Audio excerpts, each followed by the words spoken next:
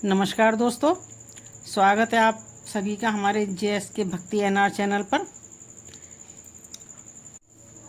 दोस्तों, अगर हमारे देश भारत को रहस्यों की भूमि कहा जाए तो कोई अतिशयोक्ति नहीं होगा या गलत नहीं होगा, क्योंकि यहाँ पर बहुत सारे मंदिर ऐसे हैं जहाँ तमाम रहस्य भरे पड़े हैं।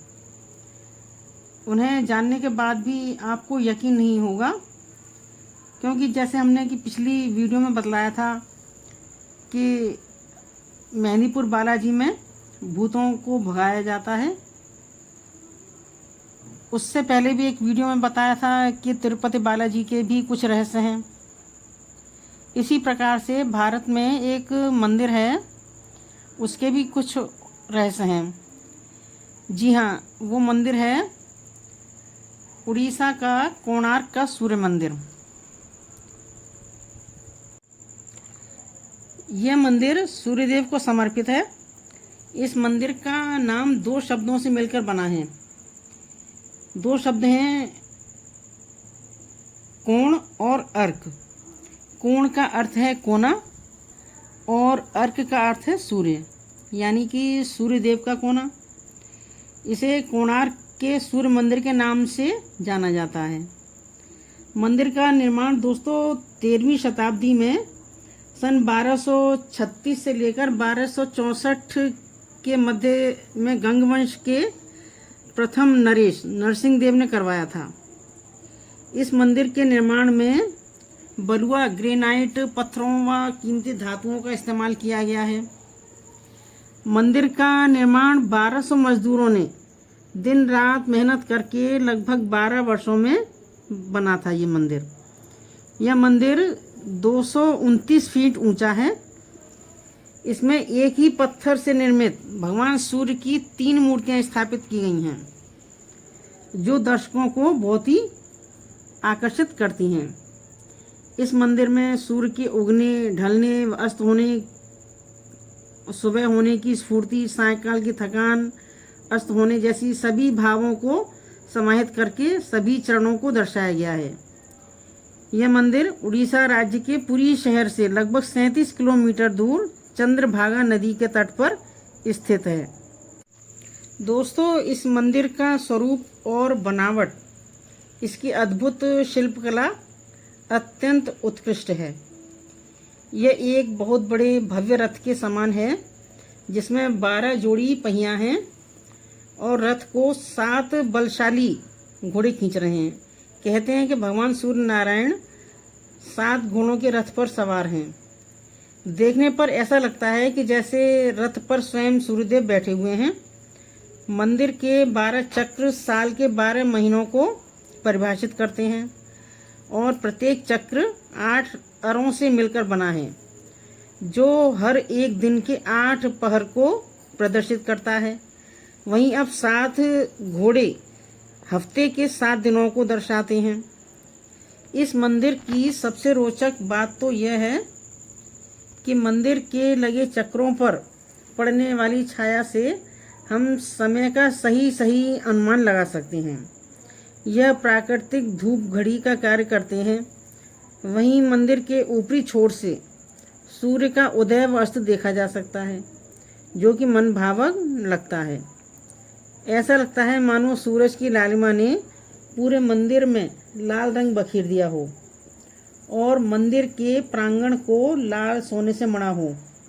मंदिर का मुख दोस्तों पूर्व की ओर है। इसके 3 महत्वपूर्ण हिस्से हैं। पहला देवुल गर्भगृह, फिर नाट मंडप और जगमोहन मंडप एक ही दिशा में है। सबसे पहले नाट मंडप में वह द्वार है जहाँ से कि प्रवेश किया जाता है। इसके बाद जगमोहन और गर्भगृह एक ही जगह पर हैं। दोस्तों, इस मंदिर का सबसे बड़ा रहस्य तो यहाँ की चुंबकीय शक्ति है।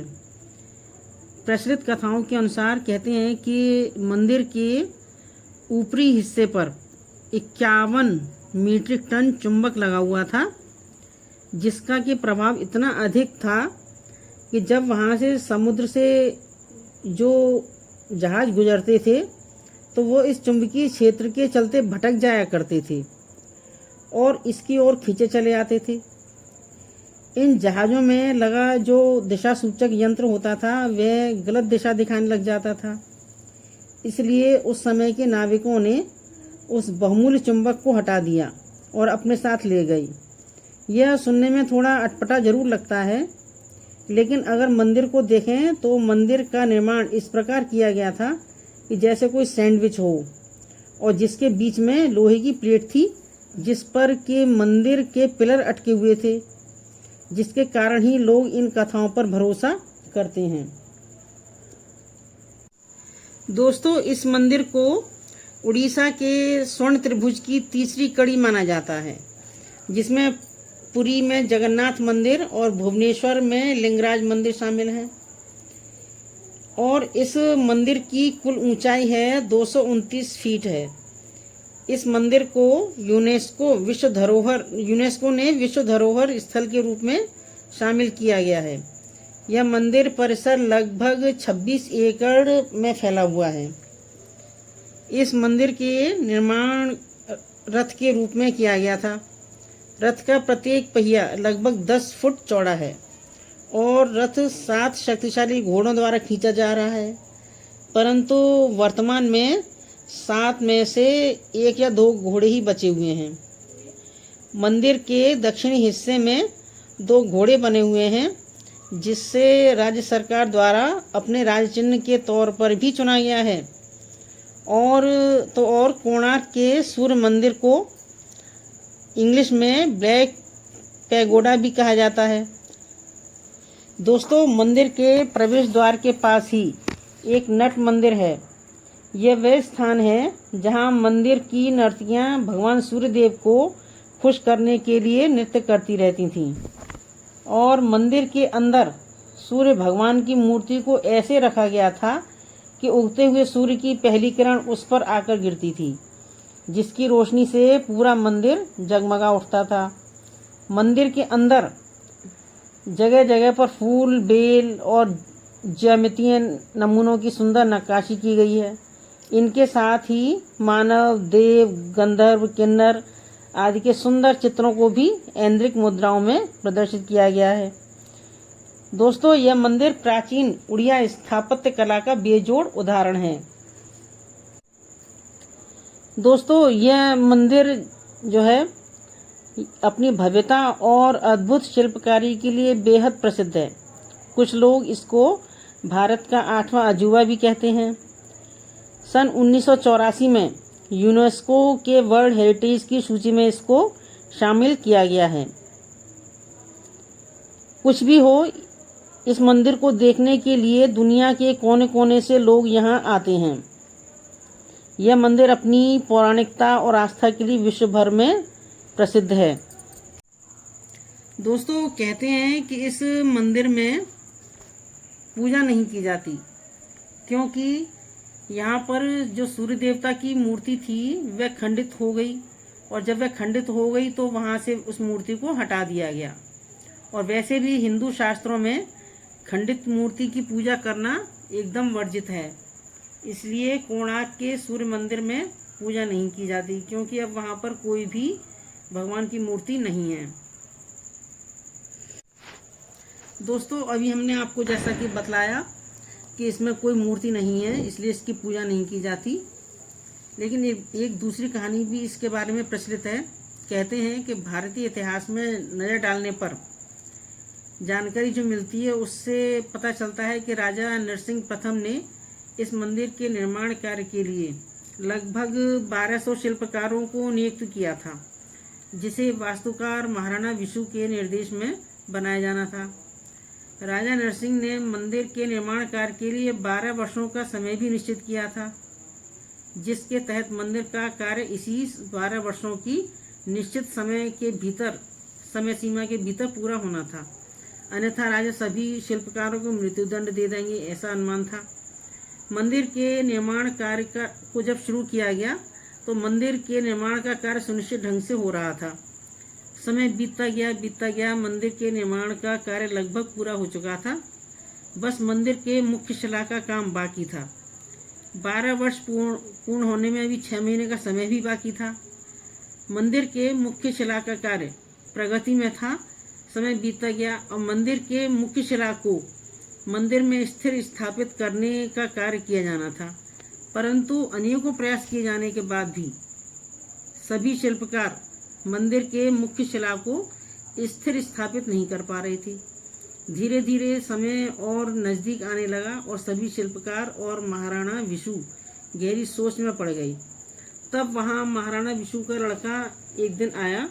वह लड़का अपने पिता से और बाकी लोगों की चिंता का कारण पूछने लगा, जिस पर महाराणा विशु ने अपने लड़के को सारी व्यथा सुनाई। तत्पश्चात लड़के ने अपने कहे अनुसार सभी को कार्य कहा। लड़के के उनके पुत्र के निर्देशानुसार मंदिर के मुख्य शिला को स्थापित करने का कार्य सफलतापूर्वक हो गया। मंदिर के निर्माण का कार्य पूरा तो हो गया, सभी शिल्पकार बेहद खुश हुए, लेकिन महाराणा विशु अब भी चिंता में थे।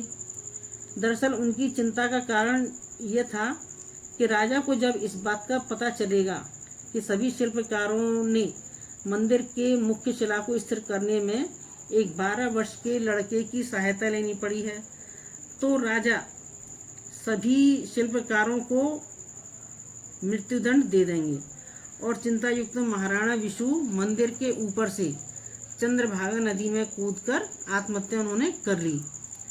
कहते हैं कि मंदिर के मुख्य वास्तुशिल्पकार महाराणा विशु के इस तरह आत्महत्या करने की घटना से नगर के सभी वासी इस विशाल भव्य मंदिर को एक अपवित्र मानते हैं और तभी से इस कोणार्क के सूर्य मंदिर की अभी तक किसी ने पूजा नहीं की।